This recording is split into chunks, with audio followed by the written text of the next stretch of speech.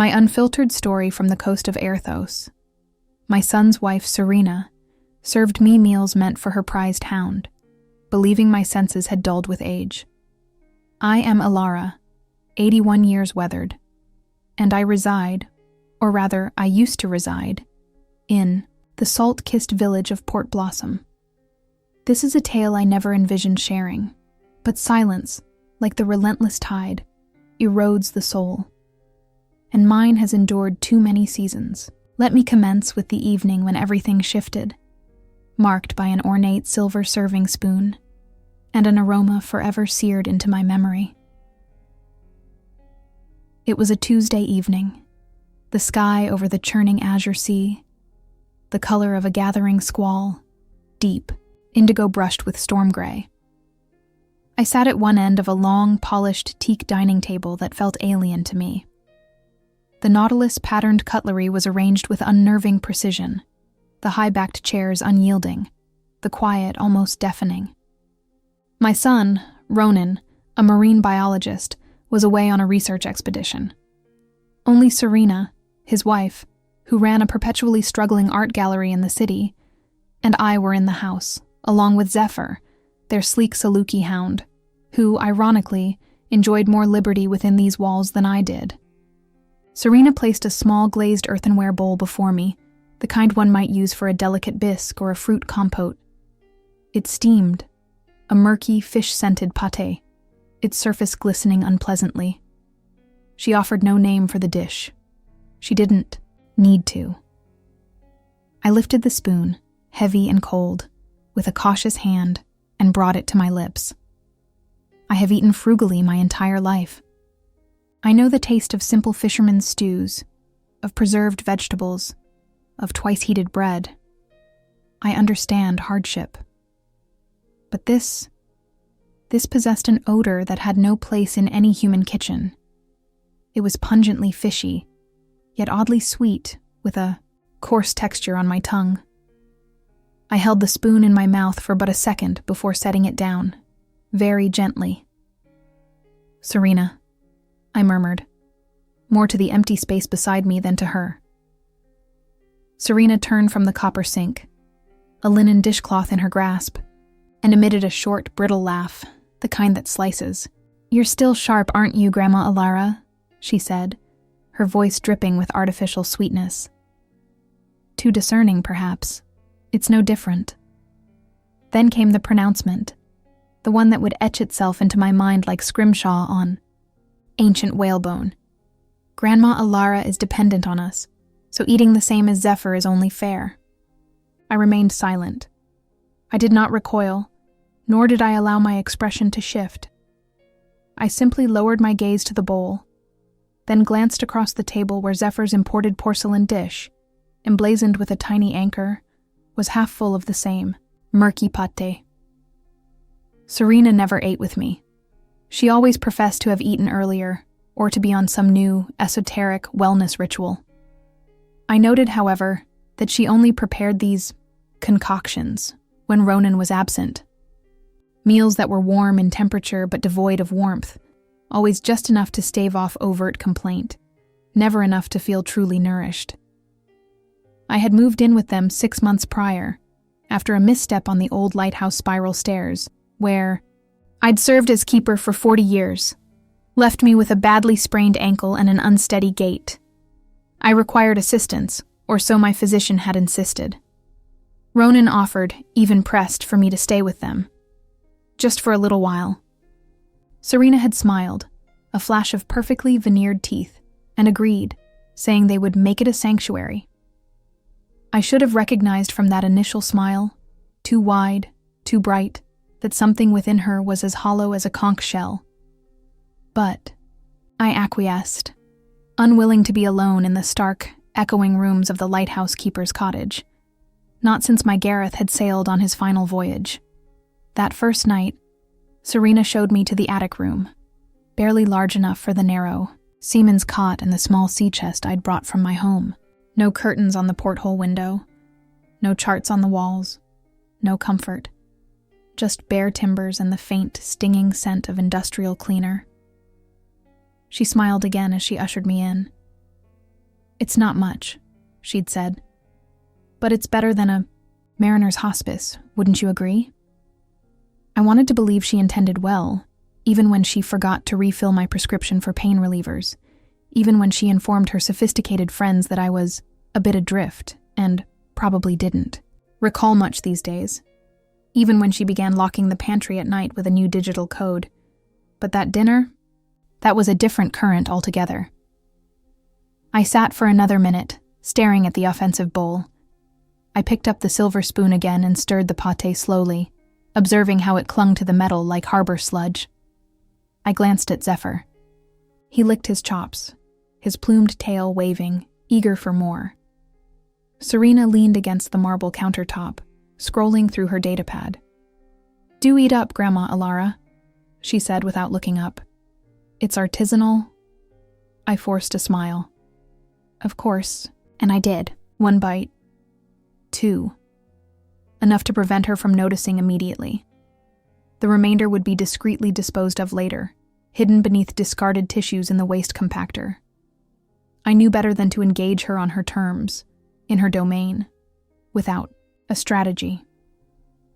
After dinner, I retreated to my attic room, closed the hatch, and sat on the edge of the cot.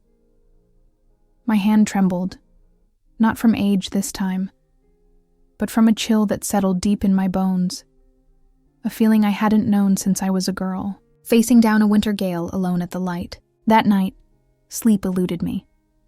I listened. I listened to the tap-tap-tap of her stylus on the datapad screen as she communicated from the galley, the soft click of Zephyr's claws on the polished floorboards, the low thrum of the climate control system, the pantry door still secured. And when the house finally settled into stillness, I tiptoed out in my woolen socks, clutching my own datapad with both hands. In the recycling unit beneath the sink, I found what I sought. A crumpled, elaborate cardboard shipper, embossed with Canine Connoisseur Provisions, Deep Sea Blend. Beneath it, empty nutrient paste tubes, labels meticulously peeled off, save for one. A QR code, a brand I didn't recognize. I didn't take the tube. I captured an image of it. I returned to my cot, and I did not weep. Not that night. I had a plan. I responded to her jibe with a soft chuckle, empty but polite, the kind one offers to remain unnoticed. Serena tilted her head back, clearly satisfied with herself.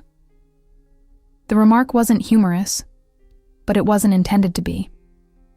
It was a sounding, and like all effective soundings, it revealed the depths I needed to navigate.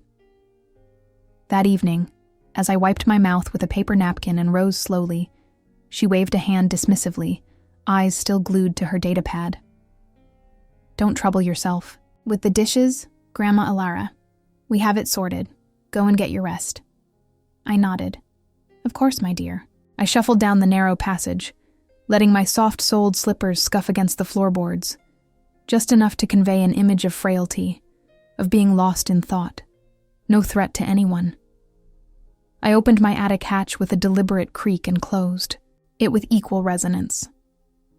Then I waited. 5 minutes. 10. Once her light laughter drifted from the sunroom and faded, quiet as sea mist, I slipped back out. I entered the galley and pulled the recycling unit from its recess. The top layer was fresh. Paper towels, a spent tea infuser, an avocado skin. But I carefully excavated beneath, and there it was again, the elaborate shipper I'd glimpsed before. The branding was ostentatious, a silver-foiled script over a faux driftwood background.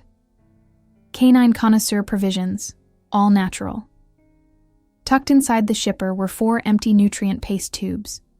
One still bore its label intact. I didn't need to purloin it. I just needed the QR code. I held my datapad low, activated the scanner, flash off, sound muted. I took another image, this time ensuring Serena's monogrammed linen dishcloth was in the frame for context. I felt no fear, just a slow, steady warmth beneath my ribs, like the beam of my old lighthouse lamp cutting through fog. Back in my attic room, I connected my datapad to its charger and opened the image gallery. The tube was clearly marked, "Not for human consumption." Ingredients listed items I couldn't pronounce: hydrolyzed fish protein, marine byproducts, synthetic nutrient enhancers, algae-derived texturizers. But what struck me most was the note beneath the ingredients. Intended for Saluki breed optimal performance. Not suitable for general pet consumption or human dietary needs, especially in elderly individuals. That part hit me like a rogue wave. I sat down, holding the datapad in both hands, and let the silence fill the small space again. I was no stranger to indignity. Life had served it to me in measures, slow and persistent, but never like this, not from within my own family circle. Serena had made it plain from my arrival that I was an encumbrance. She never voiced it directly, but her eyes would narrow when I asked for assistance with my medication dispenser. Her sighs were sharp when I took longer in the lavatory. She never made space for me on the sunroom divan. She never called me Grandma, only Grandma Alara, as if I were a character in a drama she resented performing in. I'd seen it before, in neighbors, in old seafaring families, in women like me, widowed, aging, moving in with their children, anticipating comfort, only to find themselves gradually erased. Polite neglect at best, open disdain at worst. But she had miscalculated. She assumed I was senile. I smiled to myself in the dim light. The next morning, I forgot my walking stick in the sunroom. Serena sighed dramatically when I asked her to retrieve it. I misplaced my spectacles and blamed Zephyr's playful nature. I repeated myself during casual exchanges. "Did you say high tide or low tide, dear?" I'd tilt my head.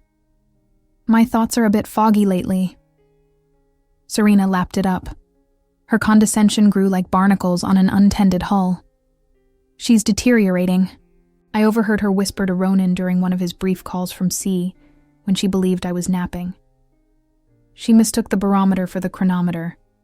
"I don't know if we can manage this much longer. It's a significant burden." I took it as license to forget, to mumble, to move with exaggerated slowness. All the while, my eyes were as keen as a lookout's, and my hearing even sharper. I resumed keeping a log, not in a physical ledger. Too perilous. I used the secure notes application on my datapad, password protected, disguised under the titled Tide Charts for Local Regatta. There, I chronicled everything. Tuesday, 2012 hours. Remnants from Zephyr's dish decanted into mine. Wednesday, 10:30 hours. Serena informed Ronan I was becoming irrational because I inquired about the missing ship's biscuits. Thursday, 18:47 hours. Found another order confirmation email open on her console. aquapetdeluxe.com. Recurring order. Captured image. Each entry felt like reclaiming a fragment of myself. Not vengeance, not yet. Just verification. Because women like me, we are often not believed when we speak. We are dismissed as confused, overly emotional, embittered. But no one refutes clear data. One morning, Serena prepared me breakfast, instant. Grits that tasted faintly of chemical sealant. She smiled as she placed it before me. "How is it today, Grandma Alara?" she inquired, her tone saccharine. "Oh, it's wonderful, dear," I replied. "Just like the kind we had on the lightship." She blinked. "You were on a lightship?" I widened my smile. "Oh no, I must be confusing it with something else. My memory, you know." She laughed. "Right, happens."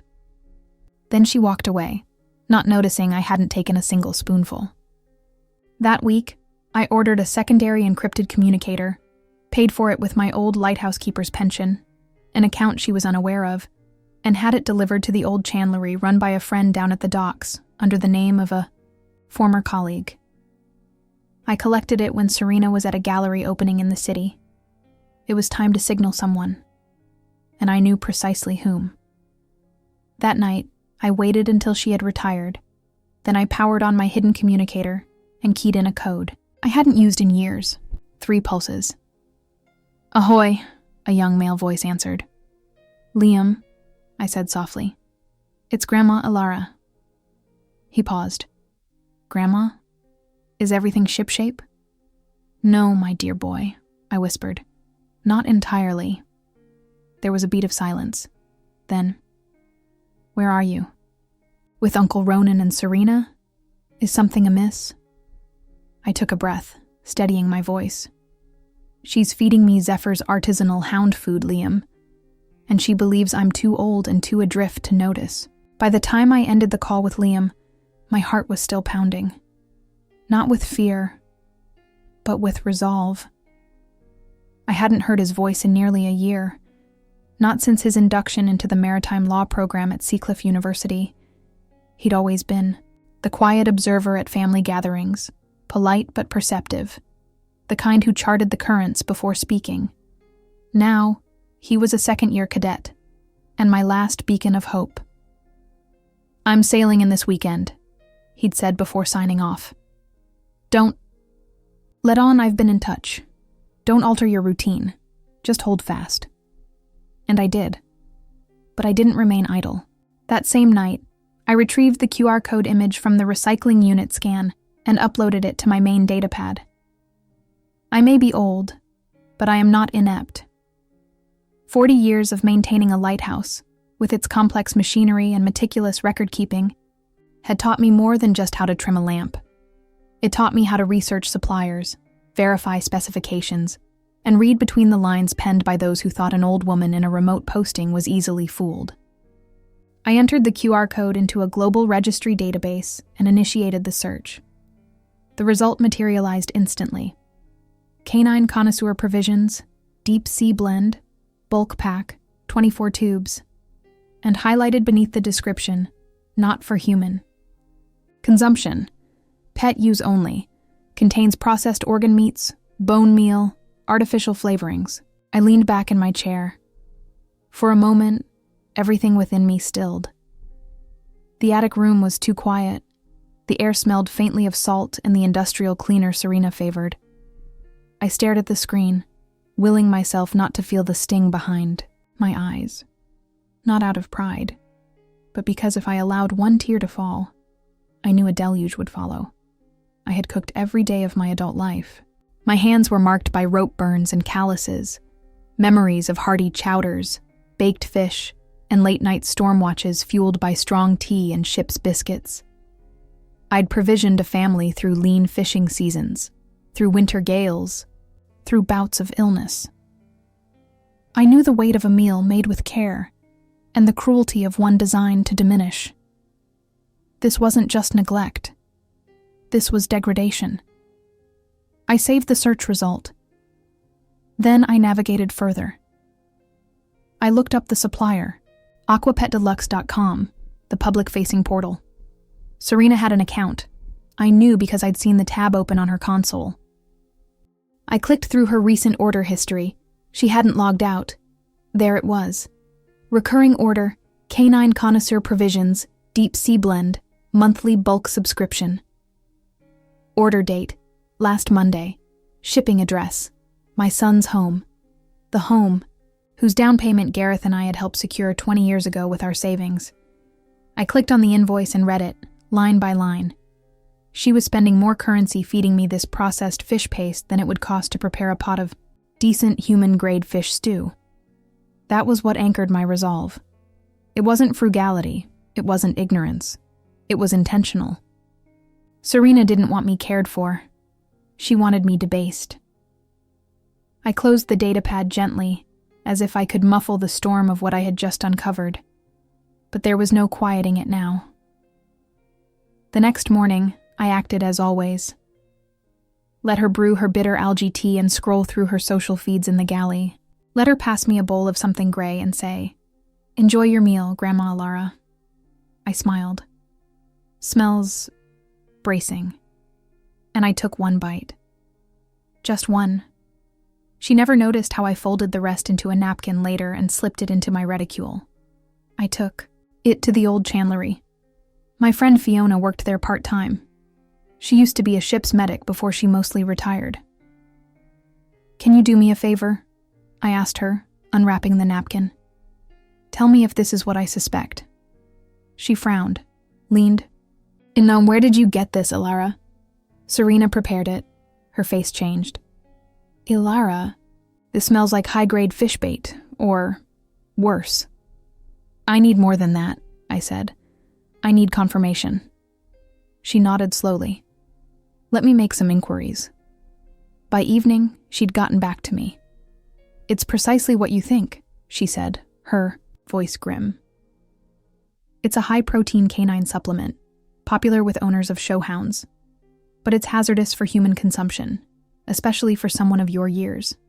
Too much processed oil, too many unlisted additives.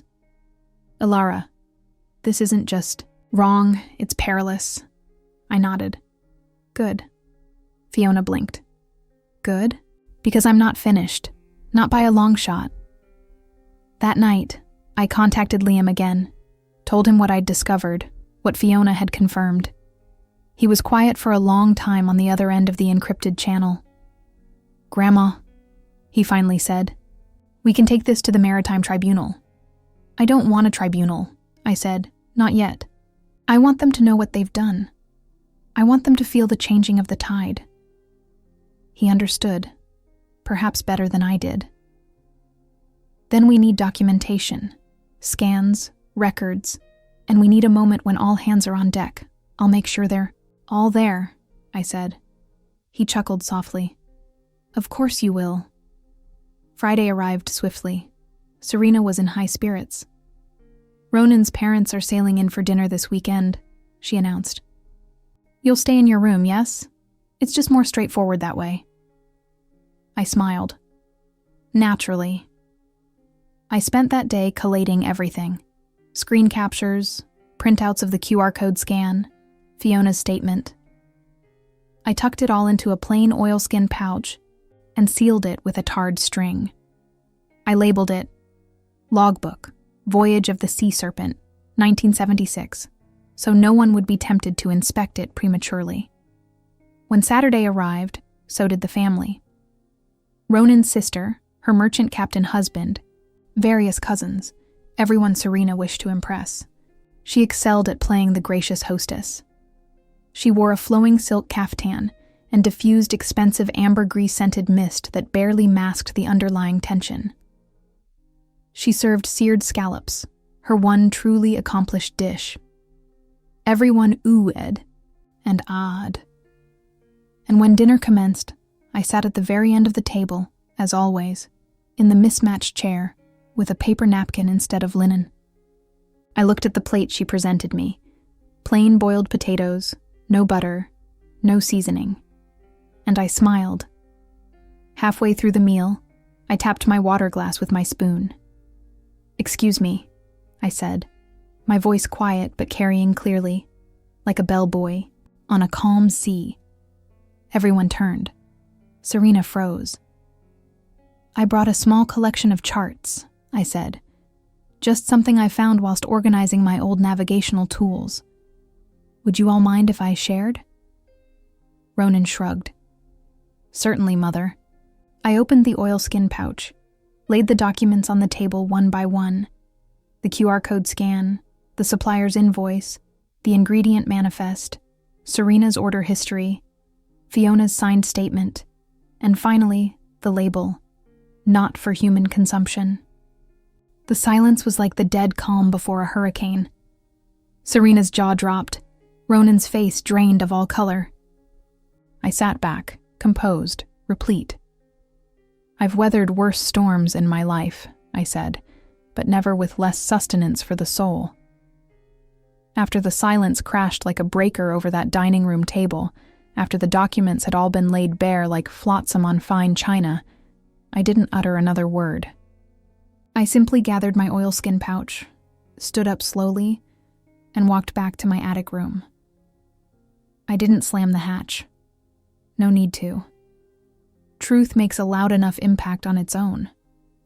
That night, as I lay awake on my cot, I stared at the slowly rotating ventilation fan above me, its blades turning as steadily as my thoughts. I heard hushed, urgent tones from below deck. Ronan's voice agitated and low. Serena's, sharper, defensive. Hatches opened and closed. Footsteps paced across floorboards that once felt like home. They didn't knock. I didn't expect them to. At 03:47 hours, I picked up my hidden communicator, the one Serena knew nothing about, and scrolled through my contacts. Kaylin, Maritime U, was saved near the top. Not Liam this time, not the quiet one. Kaylin was the eldest of my grandchildren, a third-year maritime law student at Seacliff University, sharp-witted, resolute, and fiercely protective of family, especially me. He used to spend every summer at the lighthouse when he was a boy, and he always called me his first mate grandma, even though he had two others. I tapped connect. He answered on the second ping, his voice thick with sleep.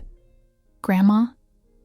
"Kaylin," I said quietly, "I need your counsel." He was instantly alert. I could hear it in the shift of his breath.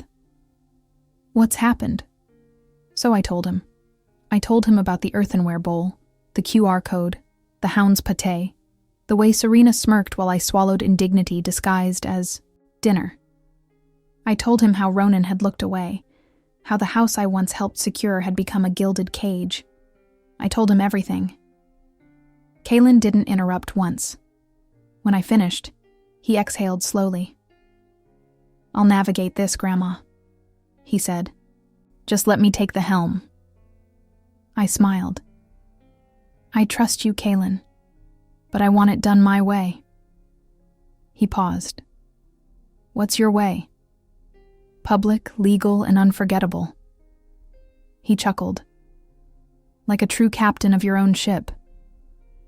"I may live by the sea," I said, "but I remember how to chart a firm course."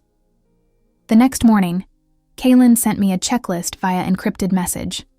Copies of bank transfers showing shared household contributions, images of all relevant food packaging and invoices, a signed statement from a medical professional confirming dietary harm, a witness letter from Fiona, audiovisual evidence if obtainable. "Build the foundation," he wrote. "I'll bring the sounding line." So, I began to gather. Serena didn't know I had access to the household data printer. Didn't know I'd once taught celestial navigation and cartography before I ever married. Gareth. She thought I was slow, forgetful. She didn't realize I'd been meticulously logging data longer than she'd been alive. I printed every invoice, clipped every digital receipt. I had records of my lighthouse pension deposits, records of the utility bills Ronan used to ask me to help cover. "Just for a short while, Mother." I had screen captures from Serena's aquapetdeluxe.com account, captured before she finally figured out to log off her devices, and I had the oilskin pouch. By Wednesday, I mailed it all in a reinforced waterproof packet, addressed to Kaylin's quarters at Seacliff. That night, I cooked for myself for the first time in weeks. I slipped out during Serena's afternoon meditation and bought a small smoked mackerel from the fishmonger at the quay. I boiled new potatoes, chopped fresh dill, made a little lemon butter, sauce just as I used to. I even set a place for one at the small table in my attic. I ate slowly, savoring every bite, not just the taste, the dignity. The next day, Kaylin called. "I have everything," he said, "and I've already consulted one of my professors. He specializes in elder protection and maritime estate law. He's going to advise us." "Good," I said, "because I'm ready. Because I'm..." Kaylin's voice dropped to a calmer, colder register. Not angry, but focused. "Here's what we'll do," he said. "We'll call a family council.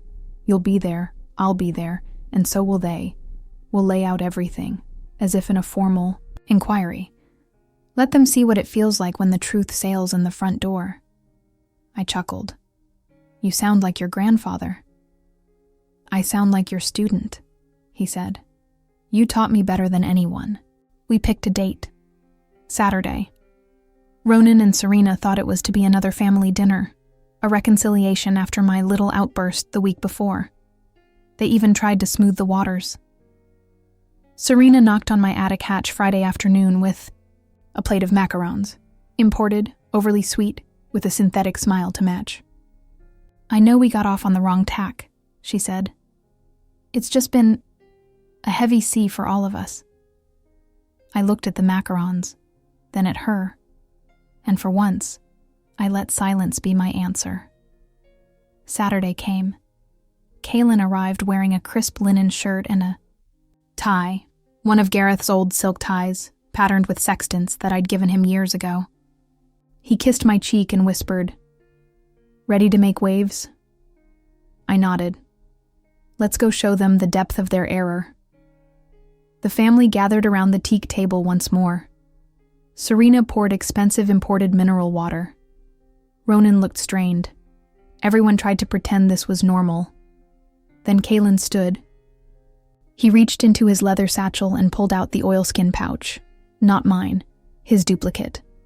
And from it, he began to read. First, the evidence. Invoices, photographs, proof of non-consumable canine rations fed to a human being. Then the, testimonies. Fiona's letter, a preliminary medical statement, and bank records showing I had contributed significantly to their household for months without acknowledgement. Serena's face went chalk white. Ronan rubbed his temples, and Kaylin's voice, calm and firm, delivered the final salvo. This is a textbook case of elder neglect, debasement, and willful deception. If this proceeds to a formal hearing, we have sufficient grounds for a civil suit, and depending on the harbor master's prosecutor, potentially graver charges. Serena stood suddenly. "You're threatening us." Kaylin didn't flinch. "No," he said. "I'm informing you. Grandma's not adrift. Not anymore." And neither was I. After that Saturday council, things didn't explode like some melodrama on the vid screens. No one overturned the table. Serena didn't weep. Ronan didn't apologize. They sat there, jaws clenched, exposed but defiant. But the silence that followed wasn't victory for them. It was a warning shot across their bow. And Kaylin wasn't finished. "Now we build the rest of the case," he told me on the veranda the next morning. He sat beside me, his datapad open, the screen's glow casting sharp light across his determined young face. "They've underestimated the wrong mariner." I sipped my herbal tea slowly. "Then let's give them a reason to regret their poor navigation." Kaylin started with the finances. First, he requested a copy of Serena and Ronan's joint household credit account history. "They use one account for domestic expenses," he explained. "We'll see how often these canine connoisseur provisions appear." I raised an eyebrow. "How do you know they don't use untraceable currency?" He chuckled. "Serena's too invested in her image to manage physical currency. She wants the reward points, the elite status." Sure enough, within 48 hours, he had the records. Multiple purchases from aquapetdeluxe.com every 4 weeks, totaling thousands of credits. There were other things too. Spa treatments, designer clothing subscriptions, artisanal kombucha deliveries, all under household. Meanwhile, the only grocer receipts showed cheap staples, bulk grains, dried beans, and a few root vegetables. Barely anything with fresh protein, nothing vibrant. Kaylin organized it into a spreadsheet, each line item tagged and categorized. He called it the neglect ledger. Then came the next phase. Interviews. Kaylin spoke to Fiona again. She agreed to give a formal, notarized affidavit, testifying that the substance I had been served was indeed not fit for human consumption. She added a note from her prior ship's medic experience. Knowingly feeding non-nutritive animal-grade material to an elderly person can result in severe gastrointestinal complications, malnutrition, and profound psychological distress. We had that printed, signed, and filed. He also pulled surveillance footage from the key fishmonger's security system, the day I bought the smoked mackerel. It showed me, slim, silver-haired, slightly stooped, holding a small, grease-stained paper bag, smiling gently at the vendor. Proof that I possessed the mental acuity to select, purchase, and prepare my own food. "She's not adrift," Kaylin wrote in the summary notes. "She was suppressed." Next, he created a timeline. At the top of the page, 6 months of silence, 1 month of evidence, 1 day for justice. He plotted everything. The date I moved in, the first appearance of the canine food order, dates of bank transfers I made to help Ronan stay afloat, with bills, dates I supposedly forgot things but had actually logged them in my hidden notes. Kaylin even highlighted Serena's social media posts. "Look here," he said, pointing at a caption under a photo of her sipping a vibrant green smoothie in a luxurious robe. "Taking care of everyone but myself. On caregiver fatigue. Do-it-all wife." "She's constructing a victim narrative," he said, while feeding you remnants from Zephyr's dish. He didn't raise his voice. He didn't need to. His calm fury was more potent than any squall. Meanwhile, I remained quiet. Serena tried, a few days later, to engage in small talk. "Oh, Kaylin staying long?" she asked over breakfast, her voice coated with that familiar artificial sweetness. I looked at her plainly. "Just long enough to right the ship." She blinked. "Oh, well, let me know if you need anything. I need you to remember who holds the deed to this harbor." She didn't speak to me again that day. Kaylin called in a favor with a law school mentor who had clerked for a prominent maritime judge. He wanted guidance on how far we could press this, whether it crossed into criminal negligence or remained in the civil domain. "Legally," the mentor advised, "you've got enough for elder exploitation, especially with the financial component. And there clearly is. Don't underestimate the weight of the humiliation factor. Tribunals remember that." By the end of the week, Kaylin had compiled a comprehensive dossier. It was thick, labeled clearly. Alara Vance versus Serena and Ronan Vance. Documentation portfolio. He printed 3 copies, one for me, one for a legal advisor, and one he kept with him at all times. "I'm not filing anything yet," he said. "That's your signal, but they need to know we can at any moment." I nodded. "So what's next on the chart?" "Next," Kaylin said, "we host a family dinner." I raised my eyebrows. "Another one?" He grinned. "This time you set the menu." It was Ronan's birthday. Serena had planned it like a PR campaign, a carefully staged performance. Streamers in silver and ocean blue, a cake so artfully frosted it looked inedible, every chair perfectly aligned. The guest list was select, but significant. Siblings, cousins, family friends, a few colleagues from Ronan's Marine Institute, enough people to witness a celebration, or something else entirely. I wasn't asked to assist, not that I would have. I was seated in the alcove near the patio doors, not quite part of the main group, but not excluded either. A perfect vantage point for the old mother, visible enough for appearances, quiet enough to be overlooked. Serena glided around the room in a shimmering turquoise gown, her laughter a shade too bright. She kissed Ronan's cheek every 20 minutes, as if refreshing a brand endorsement. And Ronan, he looked preoccupied, as if an anchor inside him had begun to drag, and he couldn't identify the snag. Then Kaylin arrived. He didn't wear a formal uniform.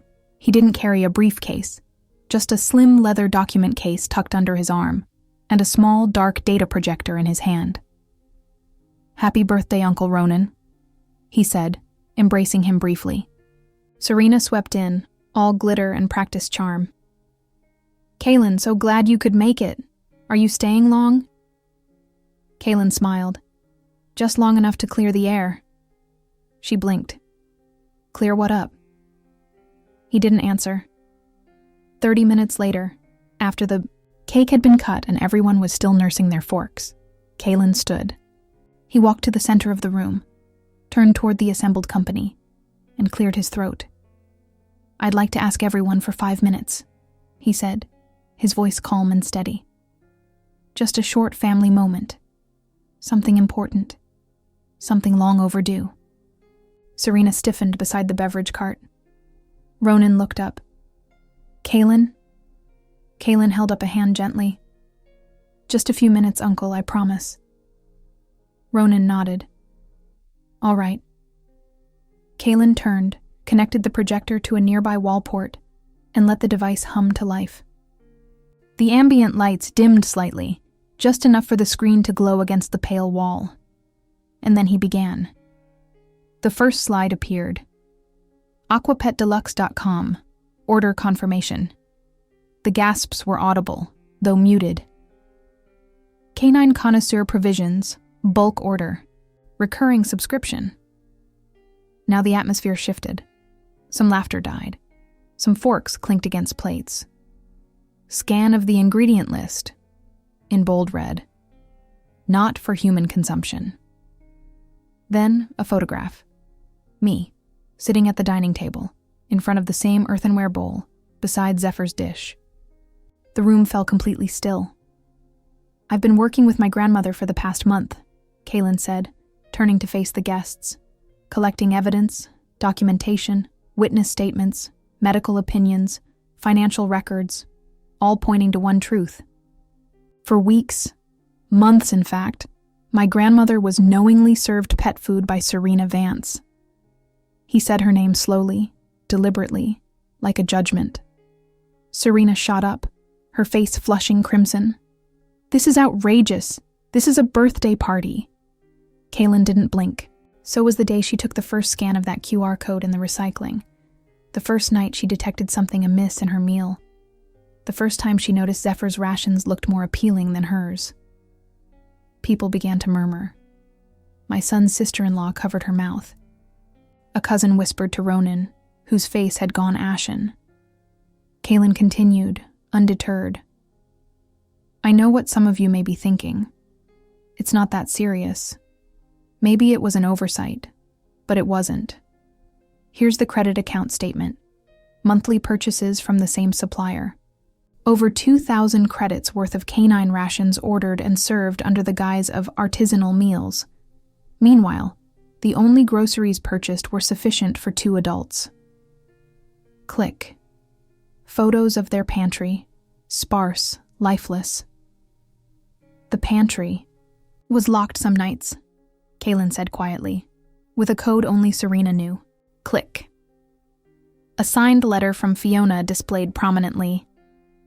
Confirmed non-human grade food being consumed. Documented physical risk to an 81-year-old individual. Serena stepped forward. You're twisting things. She eats whatever we eat. She's confused all the time. Kaylin held up one hand, then turned to me. Grandma, have you ever been diagnosed with memory loss or cognitive decline? I stood slowly, met his gaze. No, my dear. Do you manage your own lighthouse pension? Yes. Do you remember what you had for dinner 2 nights ago? I smiled faintly. Frozen fish cakes, microwave peas. 1 bite of what was in my bowl. Then I disposed of the rest, just as I did the night before and the night before that. A silence heavier than a deep-sea anchor settled over the room. Serena's hands balled into fists. You're making her look like a victim. She's old. She forgets. Kaylin looked around the room. She didn't forget. She remembered everything. She pretended to forget to survive long enough to gather proof. Because that's what strong women do when they're navigating treacherous waters. They wait for the right tide, and then they speak. The last slide. A scanned copy of the deed to the property. Name, Alara Vance. Owner, current and sole title holder of the house they were standing in. I stepped forward. I was going to wait. Until next month, I said softly, but now feels appropriate. I pulled the old brass key to the front door from my pocket and set it on the coffee table. I'm moving out. This house is going on the market next week. Serena gasped. Ronan's mouth opened, but no words came out. You're evicting us? He finally whispered. I'm letting you go, I corrected. Because I deserve peace, not pity, not poison. Kaylin turned off the projector. The light faded. The truth remained. No one clapped. No one cried. They just sat in the wreckage they had created. I stood up. My joints weren't as nimble as they once were, but they held steady under the weight of 81 years and a truth finally given voice. In my hand was a key, the spare to the main door, one I had kept in my old oilskin pouch since the day Serena started locking the pantry. It had stayed with me, a silent promise. And now, it was time to deliver. I took 2 steps forward, my heels tapping gently against the tiled floor. Ronan's birthday cake sat untouched, its frosting glossy, candles unlit. Serena's eyes followed, my movements sharp and narrow like a barracuda cornered. Ronan stood behind her, pale, stunned into silence. I placed the key on the polished coffee table, deliberately, clearly. Then I looked around the room, at every face. Family who had once hugged me out of obligation, who had forgotten I had, once charted their childhoods, cooked for them, prayed for their safe voyages. And I said the words I had been holding in my chest for far too long. I'm leaving, and I'm taking the house with me. The gasp came first from Serena's sister. Then Kaylin stepped up beside me, holding the portfolio of documentation like a quietly furled flag of a battle already won. Serena shook her head. You can't do that. This is Ronan's home. Our home. I turned to her, calm, gentle, devastating. It was never yours, my dear. It was mine from the day Gareth and I put our names on that deed. And after he sailed on his final voyage, it remained mine. I just never felt the need to remind anyone. Until now. Ronan finally spoke, his voice barely audible. Mother, where will you go? I looked at him, my son, my only child.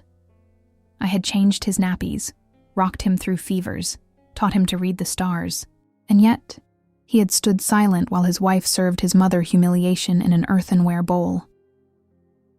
I'll go somewhere that doesn't smell of industrial cleaner and secrets, I said softly. I'll go where the pantry isn't locked when I need a glass of water. Where I can eat food meant for people, where silence isn't a weapon. Kaylin nodded to me. I've already found her a place, Uncle. 2-bedroom bungalow on the cliffs, gated community, with a galley kitchen she'll love. Serena barked out a laugh. You're really doing this? You're going to abandon us after everything we've done for you? I raised an eyebrow. Everything you've done to me, you mean? She froze, and then she snapped. You think you're some kind of heroine? You think people will care? You're just an old woman. Kaylin took 1 step forward. She's an old woman who owns this house, who helped pay your bills, who fed your husband and raised him, and who has every legal document, every image, every testimony she needs to ensure you don't forget that again. Serena's mouth opened and then closed. There was nothing left to say. I turned back to Ronan. I wish you had spoken up, I said, quieter now. Even once. His eyes welled. I didn't know how. You knew enough to be ashamed, I said. That was enough to act. You chose not to. The guests began to rise, some awkwardly excusing themselves, some offering tight hugs and murmured apologies. But I didn't linger. I had packed a small sea bag, just the essentials. I left everything else. Charts, instruments, memories. Let them collect dust in the rooms where laughter used to echo. Kaylin walked me to his electric runabout. As we reached the door, I heard Serena's voice behind us, not yelling now, but desperate. Please, she said. You can't really turn us out. Ronan has nowhere else to go. We have commitments. The market's terrible. I didn't turn around. I didn't turn you out, I said. You navigated yourselves out the moment you forgot who built the harbor that sheltered you. Kalen opened the door. I eased into the passenger seat. Before he started the motor, I looked up at the house one last time. The curtains drawn, the porch lights flickering slightly. A home that had once held joy, now just walls. I exhaled. I don't need revenge, I whispered. Kalen smiled as he engaged the silent electric drive. You already got it, Grandma. It's called justice. The drive to Anya's place was quiet. Kalen let the sound system play softly, something instrumental, evoking the sea. I watched the coastal heathland slip by outside the window, endless stretches of gorse and heather rolling towards the gray blue of the evening ocean. My sea bag sat at my feet, not very full. At 81, I had learned to travel light. It's not what you carry on your back that matters. It's the ballast you carry in your heart. We pulled into the gravel drive of a small, whitewashed bungalow with azure shutters and a driftwood porch swing. The garden was a charming tangle of wildflowers and herbs, the kind that meant someone lived here with dreams, not deadlines. Wind chimes made of sea glass and shells sang in the evening breeze. Anya was waiting at the door. The moment she saw me, she ran down the steps barefoot, arms open, tears already in her eyes. "Oh, Grandma!" She hugged me so tightly I nearly lost my breath, but it was the kind of breath you don't mind losing. She pulled back, wiped at her cheeks, and led me inside. The house smelled of baking bread and lavender. She'd been preparing for me. Photos of her university marine biology field trips, her tabby cat, Neptune, and a framed picture of the two of us from years ago, mending nets by the old lighthouse, sat neatly along a shelf by the window. No polished teak, no designer artifacts, but every inch of it was warm. Anya made chamomile tea. I sat at her simple pine kitchen table, its surface scarred and softened from years of use. She placed a mug in front of me, my favorite, with hand-painted starfish. Then she sat across from me, folded her hands, and looked at me with the kind of gentle sorrow only good people carry. "Grandma," she began, her voice trembling, "I didn't know it was this bad." I smiled gently. "Serena made sure of that, my dear." Anya bit her lip. "I knew she wasn't kind, but I thought you were all right. You were always so strong, always had a steady hand on the tiller." I reached over, placed my hand over hers. A steady hand doesn't mean the storm isn't raging. It just means you know the storm isn't where the voyage ends. She burst into tears. "I'm so sorry," she choked out. "You deserved a better haven. You navigated so much for all of us. I was too adrift in my own currents. I couldn't shield you properly." I squeezed her hand. "Anya." She wiped her eyes with the sleeve of her woolen jumper. "I hear you now, Grandma," she said softly. "I hear everything, loud and clear as a foghorn." We sat there in silence for a while, just breathing together. It wasn't the kind of silence that bruises. It was the kind that mends. Later that evening, she showed me my room. The linens were fresh, smelling of sea air, and tucked tight. A small bookshelf held volumes on coastal flora and seabirds. By the window there was a basket of yarn and driftwood knitting needles. Nothing grand, but everything was placed with care. Not expensive, just full of heart. "You really prepared all this for me?" I asked. She nodded. I started getting it ready the moment Liam signaled. "You're safe here now. I promise." And I believed her. That night, I stood by the window and looked out at the quiet, moonlit cove. There were no footsteps pacing outside my door, no locks on the larder, no hushed voices plodding behind thin bulkheads, just the sound of the wind in the dune grass and the gentle melody of the sea glass chimes. I picked up my logbook, my real one this time, not the encrypted file hidden on my datapad, and began to write. June 16th. I have left the house I built with Gareth. left the indignity they tried to serve me. I left, but I did not lose. They lost the right to speak my name without the tide of shame rising. Later, Anya peeked in before going to bed. "Need anything, Grandma?" I shook my head. "Just this."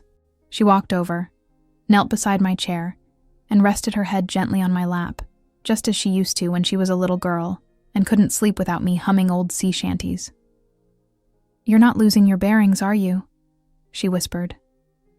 I smiled and stroked her hair. "No, sweetheart, I never was. I was just waiting for the right current to remember everything for them." 3 weeks later, I received a message transmitted via Kaylin from Ronan. No direct contact. Typed, not handwritten. "Mother, I don't expect you to forgive me. I'm not sure I deserve it. I let Serena take too much command. I let fear silence me. You taught me to be a better navigator than that. I know that now. Kaylin showed me the evidence. Everything. You logged everything you endured. I am ashamed, but I am also proud. Proud of you, and I am sorry." I read the message and then deleted it. Some apologies are best answered by the vastness of the sea's silence. As for Serena, Kaylin informed me she moved out 2 weeks after I departed. Quietly. No grand social media pronouncements, no dramatic farewells. Just a sudden vacancy in their lives. She filed for a temporary separation, packed her designer luggage, and left Ronan standing in the echoing silence he helped create. And sometimes, silence is the most profound form of reckoning. These days, I spend my mornings walking the cliff paths with Anya. I help her tend her small herb garden, even if my joints sometimes protest. I cook again, real food, meals with soul. Meals with onions that sting your eyes, and garlic that clings to your fingers, and flavor that lingers like a cherished memory. We laugh often, not because life is perfect, but because I finally feel like I'm anchored in exactly the right harbor, in a home that remembers me, with people who listen, and with a truth that no longer needs to be hidden in the deep. So, if you have reached the end of my story, I thank you. If something within you has stirred, if it reminded you of someone you cherish, or someone you've lost, or perhaps even a part of yourself that has been quieted for too long, remember this. The stories we carry, especially those of women who have weathered many seasons, hold immense power. We speak now, not for pity, but for clarity, for justice, and for every soul who waited a lifetime for their true tide to turn, and to finally be heard. When such a voice speaks, the world ought to listen.